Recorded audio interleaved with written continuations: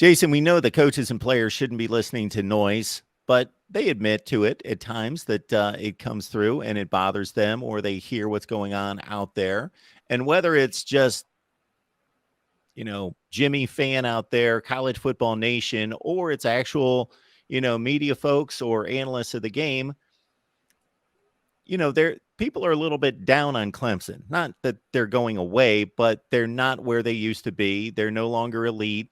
And then there's this big surge in Florida State's direction. Now, how much that should be founded, I don't know. We could talk about that at a later date because they did come on strong at the end of the season. The competition wasn't necessarily the best, but they've got a ton coming back, and people are high on Florida State. I think a lot of that is just people want to be ahead of the curve and find the next hot team that's on the rise.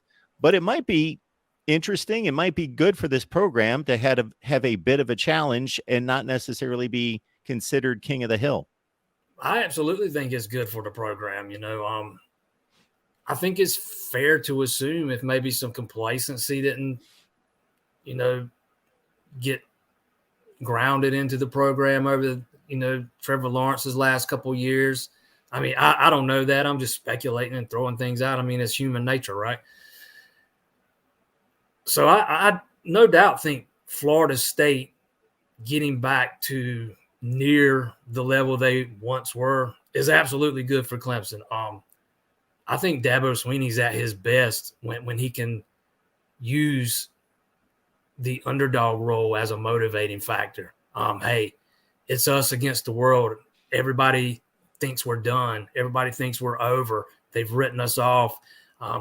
They've already crowned Florida State the next ACC champion.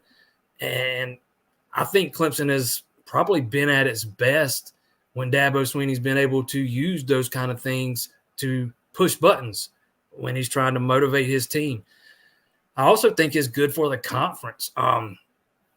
Let's be honest, the ACC's been down, and it's up in, especially when Clemson was on this playoff run, it was a little boring watching Clemson blow teams out by 30, 35 points, 40 points week in and week out. So I think it's good for the league. I think it's good for Clemson. I think it's good for Florida State. And it'll be interesting to see, though, come summertime when the media starts voting on who they pick to win the ACC, how many of them actually vote for Florida State to upend Clemson this year? I'm kind of anxious to see how that plays out because, like you said, a lot of them right now just want to be the first ones to be right. And the Garrett Riley hire is going to factor into that some. So it's going to make for an interesting offseason. Dabo, of course, hung on to that underdog role just about as long as he could and even stretched it a little bit longer than he should. But hey, I'm not faulting the guy that he's looking for an angle, and that's what he goes with. And he may be able to legitimately grab it again and use it to motivate his team.